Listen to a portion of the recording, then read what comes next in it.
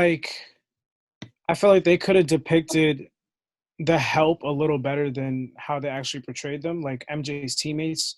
Because I feel like they mainly focused on just like Scottie Pippen, and they had like a little mini segment with Dennis Rodman. But I feel like even like Tony Kukoc and like the surrounding cast, there was like a lot more things that were that could have been dissected a lot better.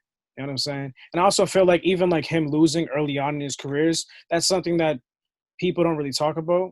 No. When they talk about Michael Jordan, I feel like they kind of like skip over his first, 6, 7 years and whatnot, and kind of just only highlight, the fact that this dude has 6 championships, which I get it because, in my opinion, he is the greatest of all time. But it's just like, we can't just act like that didn't happen. You know what I'm saying? They'll do the same for LeBron. It's like as soon as time passes, 10 years from now, when LeBron's out the league, they're going to be talking like they always loved him, didn't show him any hate.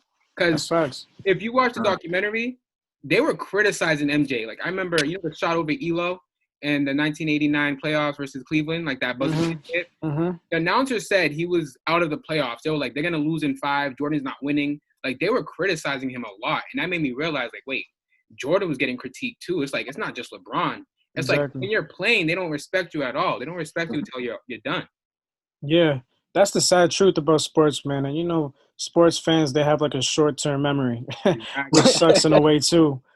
So it's just like I get it at the same time, you know what I'm saying? Because, like everybody always says when they see Michael Jordan, he has this aura about him. He's so great and it's Yeah. ridiculous. But you have to remember this dude's still human, you know what I'm saying? He lost to the Pistons, you know what I'm saying? He lost to the Celtics. He got beat up until he got, He woke up a Scotty. little bit. You know what I'm saying? So he bulked up, got Scotty and Rodman and, you know what I'm saying, and Phil Jackson. Yeah, So, exactly. it took some time, but those are definitely like my top two key takeaways. My third one, I'd probably say,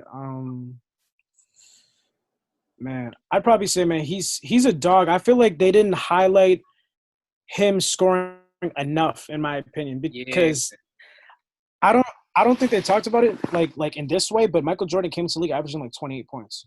You know what I'm saying? Exactly.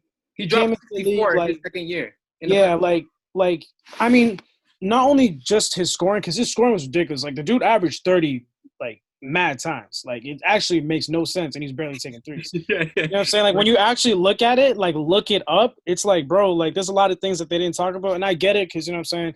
They didn't want to make it like this crazy long documentary, Right. and they only had, you know what I'm saying. They only want to cover a certain amount of time, but still, like I wanted to say also, like it wasn't just his scoring that was amazing too. You know what I'm saying? Like he passed really well, he defended really well, but I feel like one thing that was really funny about this documentary too is like they almost made me feel like he kind of like any little thing that happened, he took it and ran with it to like give Right. himself a reason Yeah. to force it. You know what I'm saying? Yeah. And I'm just like, damn, like this dude's kind of tapped. Nah, like he made up a story about some dude like saying, "Oh, good game, MJ." He's like, "Yeah, after that game, I dropped 50 on him the next game." Yeah. Like, I never even said that.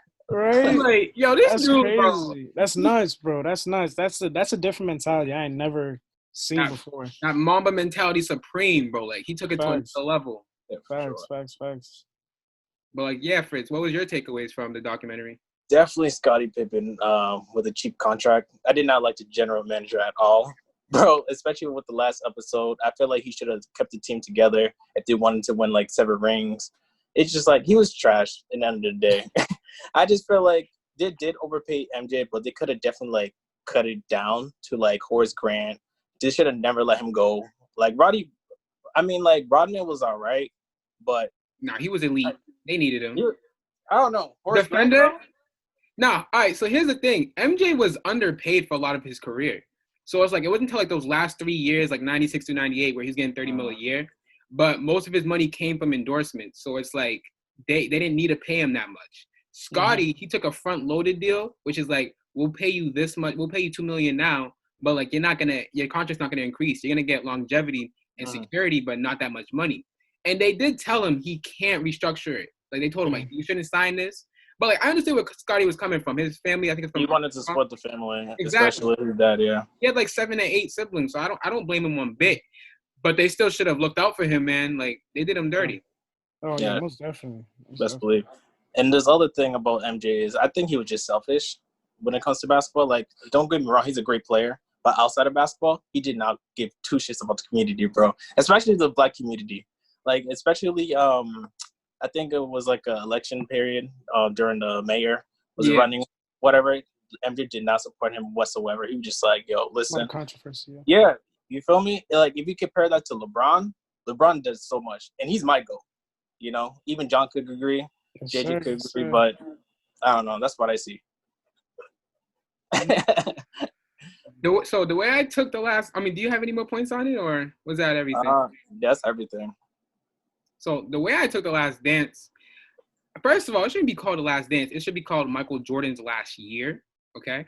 Because it was all about Michael Jordan. It was critiqued by Michael Jordan, and it wasn't even really about the 1998 Bulls. It was about every other year leading up to that year.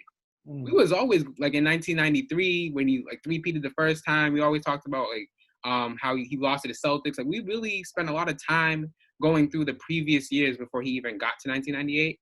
And at the end of it, I was like, we barely talked about this year. Like the only thing I know about this year was Reggie Miller almost knocked him out in Game 7. Scottie missed the first half of the season because he had ankle surgery in the summer. He delayed it because he didn't care about the team, which we can get to that later on because I don't really blame him for that. But also, it's like Scottie Pippen was the most important player on the Bulls. Like, he wasn't the best player, but he was the most important player on the Bulls because without him, Michael Jordan's not winning any rings. I'm sorry.